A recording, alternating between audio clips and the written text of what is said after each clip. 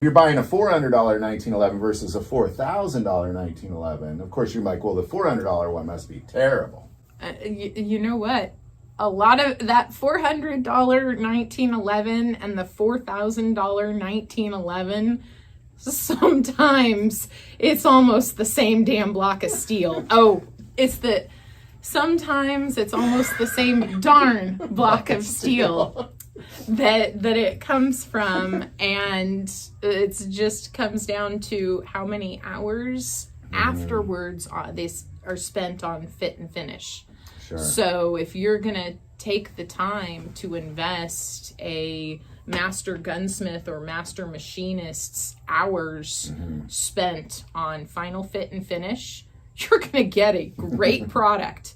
It's going to be very expensive. So you're really paying for the man hours. You really are. Who's doing it, the craftsmanship. Exactly. Like that, yeah. So if you're paying for something that's affordable, they found a really nice way to machine and produce these consistently, that has consistent results, but it just doesn't have that final hand fit and finish. So you can always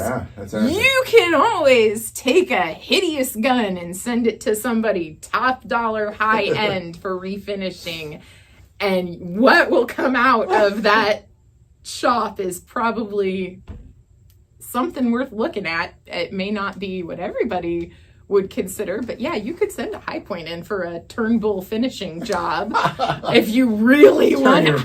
$150 High Point into a $4,000 High Point. I mean, well, you would obviously spend more on the finishing services than you did on the entire gun and at least a 2-year supply worth of ammo for it. Maybe more, maybe less, depending on which part of the country you're in and how much you're spending on ammo. But yeah, you can definitely have some very nice custom work done to low end or affordable, reasonably priced firearms.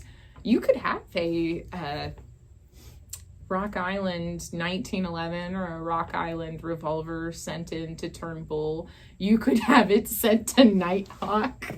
You could have a Rock Island Nighthawk custom, provided you could pay for it. But you can have a low-end model with a high-end finishing job.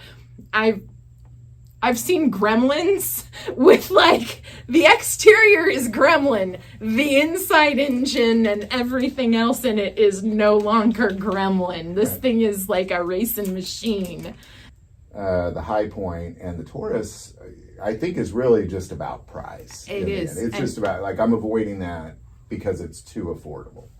I think that is something that happens too. Like, oh, you can have a $400 gun or you can have a $200 gun. Where would you like to spend your money? Well, if they both function exactly the same and you're not going to have any issues with either of them, obviously I would pick the least expensive of them.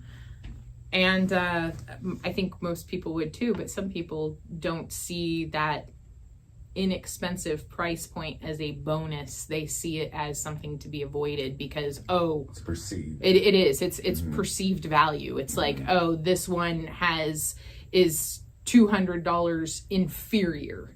It's subpar craftsmanship or workmanship, and that is not the case at all on Absolutely. A lot of those. Maggie, I'm glad we had this conversation. This is really good. It's interesting because a lot of these stuff you think about, but until you talk it out, it's like I never really thought about that from that perspective. But yeah, there we go. True story. All right, we'll keep talking. Bye, everybody. Bye-bye.